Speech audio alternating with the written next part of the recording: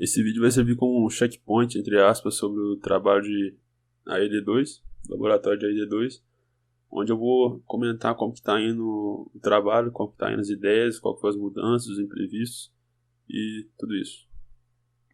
Bom, um dos imprevistos que a gente teve foi a saída de um integrante do grupo, e a gente já estava pensando em deixar de usar o banco de dados SQL, porque ele não usaria tanto a linguagem C. A gente poderia fazer a conexão com a linguagem C, mas acabaria deixando as estruturas de dados em si de lado, né? Que é o foco do trabalho. A gente decidiu então usar TXT no lugar do SQL. A gente criaria vários TXTs para as empresas e a partir daí a gente ia manipular, inserir as datas e a validade e tudo mais. É uma solução que em partes facilitou, porque a gente não teria que aprender, aprofundar em SQL, mas em outros lados dificultou, porque a manipulação de TXT também é uma coisa que a gente não sabia certinho e a gente teve que aprender aos poucos.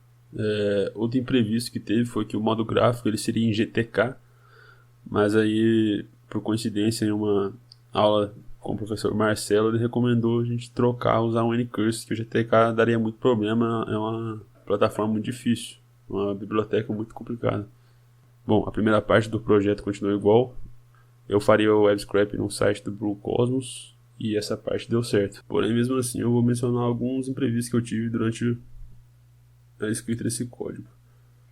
Eu acho que o principal problema que mudou o rumo de toda a estrutura do código foi que o site é feito em React.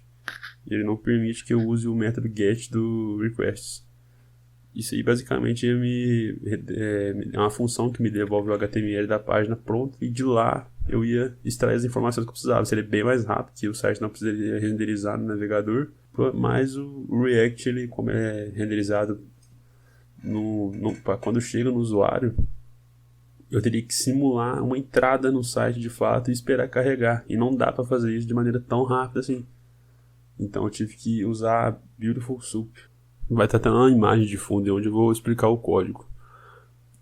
Primeiramente o withOpenLinks.txt é um arquivo onde está todos os links que eu peguei manualmente. Esse encoding aí é necessário, porque senão ele retorna alguns caracteres aleatórios ali no comecinho do arquivo.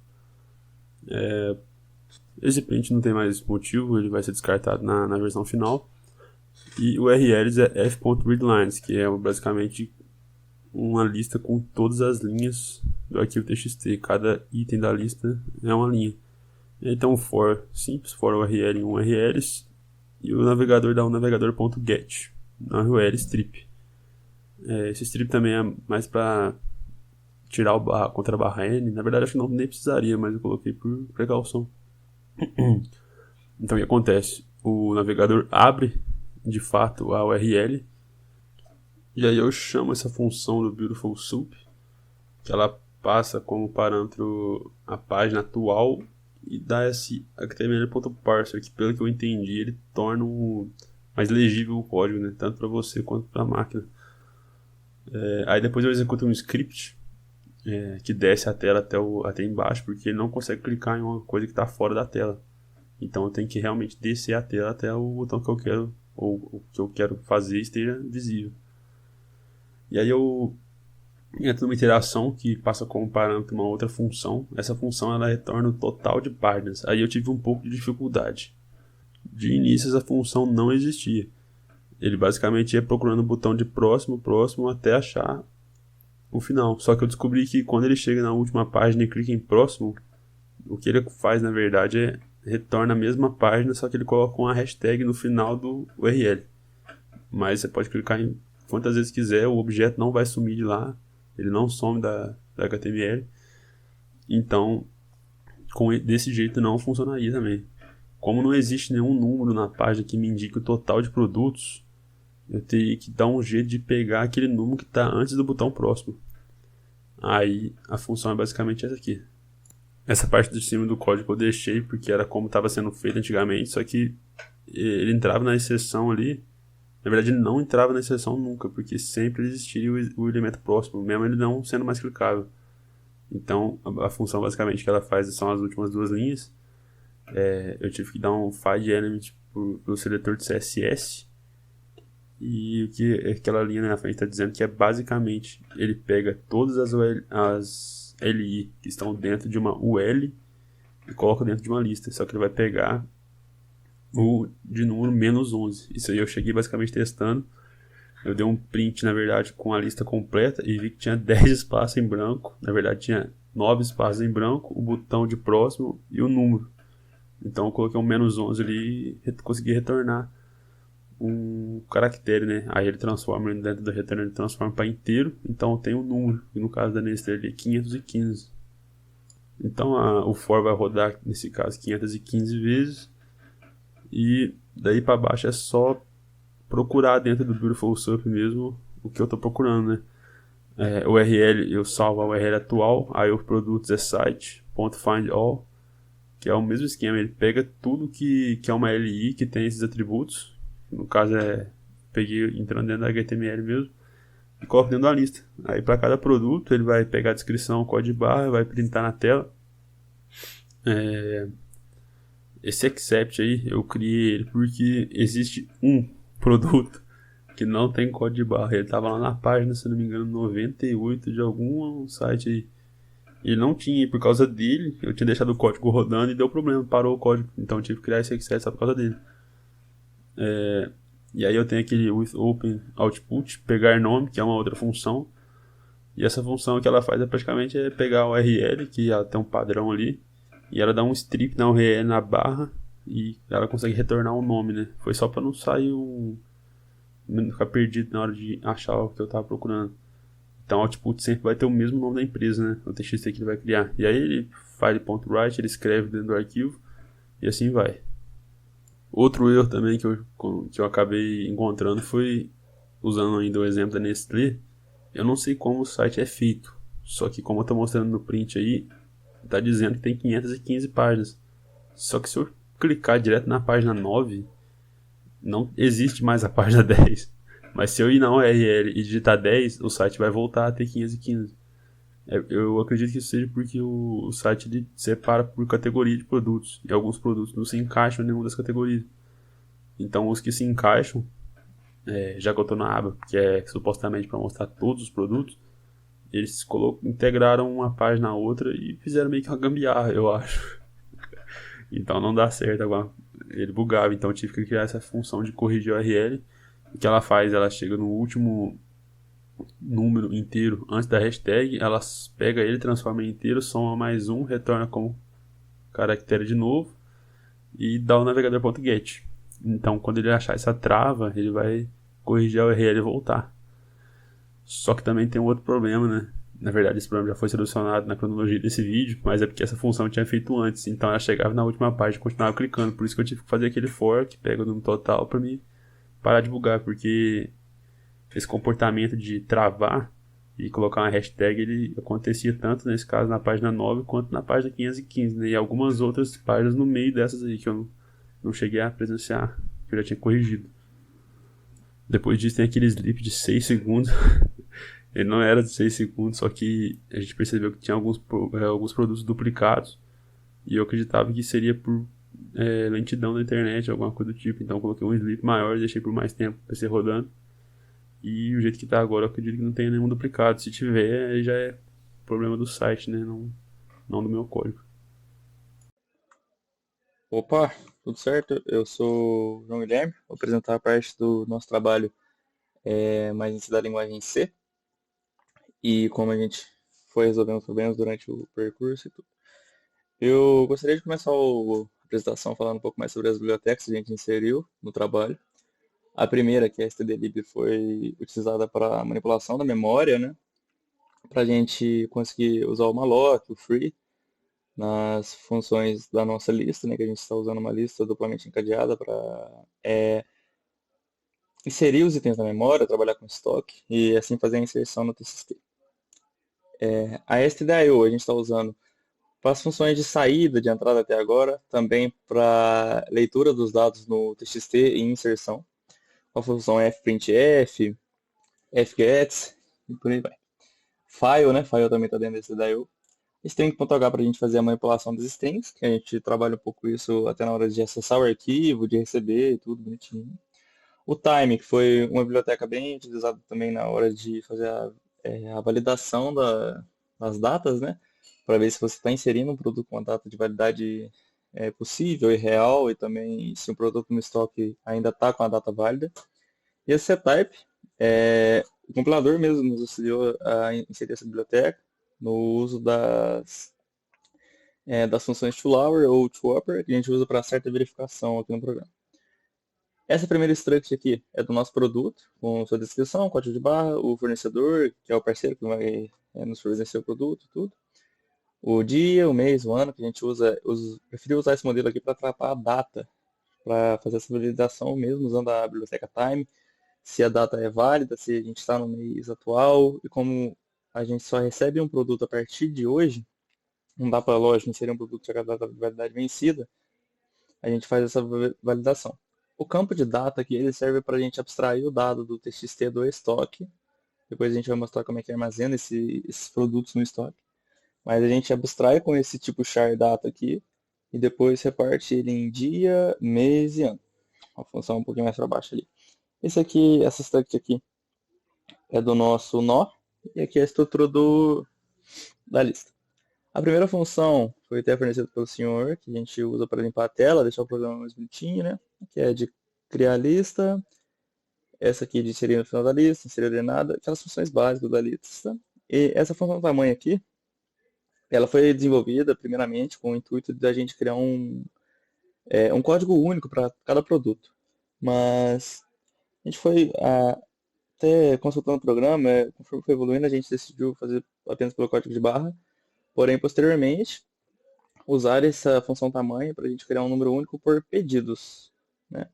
Por pedidos do mesmo produto, para a gente conseguir diferenciar os itens e a sua data de validade, até porque não faz sentido um estoque receber só um produto, só um pedido de um produto e ficar nisso até acabar. Por exemplo, quando a gente pegou de base no supermercado, ele não atua dessa forma, né? A gente vai vendo que está acabando, tem que pedir mais, ou aproveita com promoção de produto e tudo. Mostra, né? Para mostrar a lista, normal, função básica, adicionar produto à lista. Nessa função, a gente recolhe os produtos as informações do produto que o usuário deseja adicionar e também faz algumas validações de se a empresa existe, se o código de barras está dentro da base do fornecedor que a gente tem aqui. E se essas duas informações forem verdadeiras, a gente segue o andamento do produto e chama em série ordenado. Aí a gente vai inserindo ordenado numa lista de alocação criada pelo programa, que fica no stack. Essa lista de alocação serve como uma confirmação para ver se o usuário ele quer. Tipo, você está lá com a lista de alocação, que é a que está rodando dentro do programa, vai aparecer para você quando você quiser salvar. Tem certeza que você quer salvar essa lista no estoque? Para ter essa validação antes da gente ir e ficar modificando o estoque toda hora. Serve também como um modelo de segurança. Aqui na função remover e na removendo produto, que a gente tem um problema que há de ser resolvido ainda. A removendo produto ela só recolhe o código de barras do produto a ser removido e chama a função remover para que possa de fato acontecer a exclusão do item. Porém, depois a gente descobriu esse erro um tempo atrás ao tentar excluir um produto da lista do estoque. Ele não está funcionando mais. No início ele estava funcionando, estava rodando direitinho, mas agora a gente não consegue encontrar o item na lista. Dá um certo problema, ainda estamos tentando entender o que está acontecendo. A gente fez uma função busca de teste para ver se estava achando, estava retornando, e do jeito que a gente fez funcionou, tentamos copiar, mesmo assim não aconteceu. A gente está com um certo problema na verificação do if, se do strcomp é igual ou não. A data válida, a data atual, como eu disse, elas são utilizadas no adicionando produto ou também na conferindo validade, se o produto em questão está com a data válida. Salvar lista, salvando produto são companheiros ali, né? O salvando produto vai perguntar, fazer aquela primeira checagem se você quer de fato salvar o produto que está na lista de alocação no estoque em si. E o salvar lista vai fazer a situação de ir printando um embaixo do outro, um TXT do estoque. O confere código, como eu disse também, funciona aqui na adicionando produto. Se as duas forem verdadeiras, a gente consegue adicionar o produto, se não, aqui a gente passa no confere emp o nome do fornecedor. A partir disso ele vai fazer a execução e ver se tem no outro TXT nosso, entre a listagem de empresas. confere código, vai analisar dentro de cada base se o código existe. O inserir memória, ele é usado para a gente pegar os itens que estão no TXT, fazer a leitura e inserir numa lista. Por que a gente quis fazer desse jeito? A gente imaginou que seria mais fácil de tratar. Foi até uma solução que surgiu no meio de uma conversa informal que a gente foi fazendo e falou, e se fizesse assim e tal? Acabou fazendo, a gente viu também um jeito mais fácil de manipular. Deu um pouquinho de trabalho de fazer, mas é uma das coisas que ajudou a nós até agora. E essa função de passo inteiro aqui, ela serve para fazer justamente aquela manipulação da data que eu havia falado no início. Que a gente abstrai a data como char, né, como uma string, e a partir disso a gente segmenta essa string passando para dia, mês ou ano. Agora em si, entrando aqui nas funções, mostrando direitinho, um pouquinho de zoom aqui, a gente tem a clear lista padrão, a função de busca que a gente usa como teste, a insere final, insere ordenado, a função de tamanho, que futuramente será utilizada, a amostra. Aqui a função de adicionar do produto, aqui a gente vê o inserir memória, foi a função que a gente usa para inserir uma lista dentro do programa, usando uma lista que é passada para ela. Se a gente entrar aqui no main, deixa eu abordar o main aqui pra gente. Se a gente entrar no main da questão da solução aqui, a gente vai entender que passa uma lista de novidade estoque. Deixa eu só abrir aqui pra gente. E a partir dessa lista que a gente fornece para a função executar, que é essa estoque aqui, ó, se a gente ver aqui na chamada, não, perdão, a gente chama a lista de locação e a lista empresa. Deixa eu ver como é que a gente está executando aqui.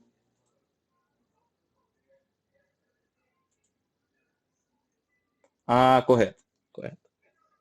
A gente vai fazer assim, ó, essa primeira questão da adicionando produto, a gente teve uma modificação esse tempo atrás, e a gente pega todos os itens que são do fornecedor, por exemplo, a gente vai pegar da IOC, vai adicionar todos os itens da IOC em uma lista para tornar essa busca, essa procura mais fácil dentro dessa lista e conseguimos tratar a partir disso. Se essa ação for bem executada, a gente segue com o programa e vai fazendo as verificações. Aqui também a gente chega a chamar a função confere código para ver se o código existe na L2, que é a lista da empresa que a gente passou. A partir disso a gente faz o processo de data vale, e se tudo correr bem, a gente insere o produto na lista. E essa lista aqui seria a lista de alocação, antes do estoque. Aqui para remover, que é o problema que a gente citou, é a linha que está dando problema aqui para a gente, né, que concluímos que a gente não está conseguindo entrar nesse if, essa aqui. Ainda estamos trabalhando para resolver, mas é um dos únicos problemas que está travando um pouquinho a gente. Aqui é só para receber o item, as funções para verificação de data e tudo. Essa aqui é a função para conferir variedade. Essa função aqui ela vai fazer a mesma coisa que a gente faz com a lista da empresa, vai pegar esse item, tratar e lançar tudo numa lista e a gente vai fazer a busca nessa lista. Se percorrer nessa lista, o nosso ponteiro encontrar algum item que está com a data de validade vencida, a gente vai printar ele na tela e após isso perguntar se quer remover ou não do estoque, só se esse item fora da validade existir. E se sim, remover. É aqui que a gente encontrou o problema, que a função não está funcionando e estamos para resolver ela ainda. Essa função de salvar serve para a gente escrever os itens que estão na lista de locação no estoque. E a gente vai fazer um sistema aqui para abrir o TXT do estoque e, por conseguinte, ir salvando os itens. E a gente encontrou problema também nesse modo de execução, que quando a gente printava um mês menor de 10, a gente tinha apenas um algarismo, ele tinha um certo problema na execução na hora de puxar esse dado. A gente colocava tipo 0,2, como a gente usa um método de segmentação de string, ele ia pegar só 2 e ia dar meio que um bugzinho ali no ano. Aqui salvando produtos é a função básica para chamar aquilo ali, confere emp, confere código para ver se existe dentro do código tudo, mesmo esquema feito ali em cima do salvar. E aqui o inserir memória, que a gente lê o TXT e vai inserindo numa lista. Aqui a questão, esse if else aqui, o primeiro tipo, se for da primeira busca que a gente for fazer, que vai ser a inserção na lista de empresas, a gente não precisa da data de validade, apenas da descrição e do código de barras. E caso for diferente do tipo, a gente vai fazer a inserção na lista de estoque. Que aí é onde a gente precisa printar a data, tudo bonitinho. Essa pasta inteira aqui foi uma função, uma das últimas a ser adicionadas, que ela pega o produto inteiro e a partir disso ela vai adicionando no dia, no mês e no ano aqui embaixo a conversão de cada string segmentada em cada local. Já da parte gráfica eu já não tenho tanto o que falar ainda, porque ela tá bem no começo do desenvolvimento. A Anycurse eu tô vendo que vai dar um pouco de trabalho. Ela tem algumas funções que parecem ser um pouco consistentes, ou talvez eu não tenha entendido certinho o que elas fazem. Só que algumas coisas não fazem tanto sentido. As barras da janela somem. Se você redimensionar, o programa destrói inteirinho. Só que alguns problemas que eu acho que alguns a gente vai corrigir, outros infelizmente eu vou ter que ficar para a versão final, mas nada que vai comprometer o funcionamento em si do programa, né? É igual o professor falou, é só não forçar muito, né? Que ele vai funcionar normalmente. A gente tá com a ideia de fazer uma janela de login com um usuário e senha padrão, só para ser um padrão mais bonito. Depois disso vai ter uma tela com algumas opções, a opção de entrada, a opção de verificar o estoque, e todas essas janelas elas vão acabar chegando no código em si que o João apresentou. A gente vai ter que mudar algumas coisas, né? Porque não vai ser saída padrão, vai ser saída de Anycurse, mas a lógica, o back-end, vamos supor assim, já está pronto, né? A gente só tem que integrar os dois agora. É um pouco mais difícil do que eu achei que seria quando eu planejei fazer desse jeito, mas aos pouquinhos a gente está encaminhando o projeto e, se Deus quiser, tudo vai dar certo, né? A gente está se esforçando bem, estamos aprendendo bastante e logo mais o projeto vai estar pronto.